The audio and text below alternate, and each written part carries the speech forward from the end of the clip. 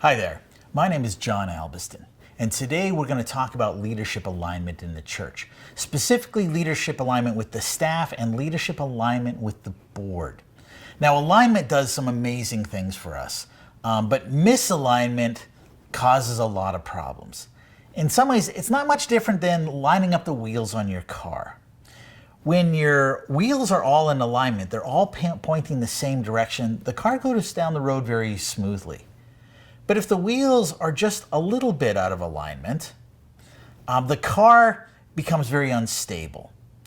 It wears out the tires way more, it's hard on the suspensions, it's difficult to drive, and the faster you go, the more unstable the car becomes. How do we get things in alignment with all of our leadership teams so we can go straight and we can go further faster? Well, part of the problem comes from our understanding of church boards in the first place. And sometimes we think that church boards are the way they are and have been for 2,000 years. And that's not quite true. So before we jump in, let's look actually just at the very origin of church boards. Where do these things come from? Now, one of the problems we all face, and we all face this, because none of us are 2,000 years old, we all naturally face something that I call historical blindness. Now, historical blindness is what happens when all we know is what we know. I remember seeing years ago a cartoon of two goldfish in a goldfish bowl.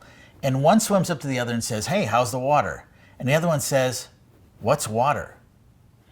When we've been surrounded by certain things all our lives and that's all we've ever known, we just assume it's always been that way.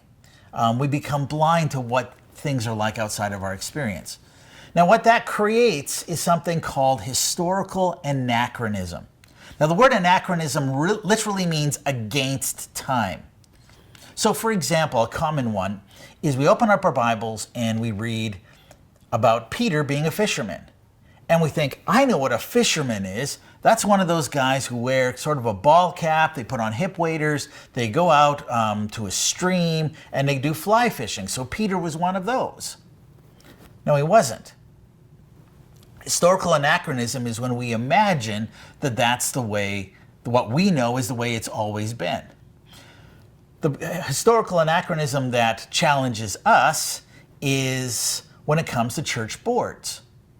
So we open up our Bibles and we read in our Bibles it mentions church elders. And we think, I know what a church elder is. It's a butcher, a baker, a candlestick maker who gets elected by a nominating committee to sit on a committee to be the pastor's boss.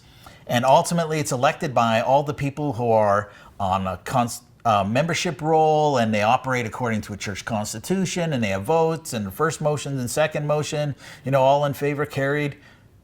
That's what it's talking about. Well, that's not at all what it's talking about. And that's because we suffer from historical blindness. What we know, we assume that's the way it's always been.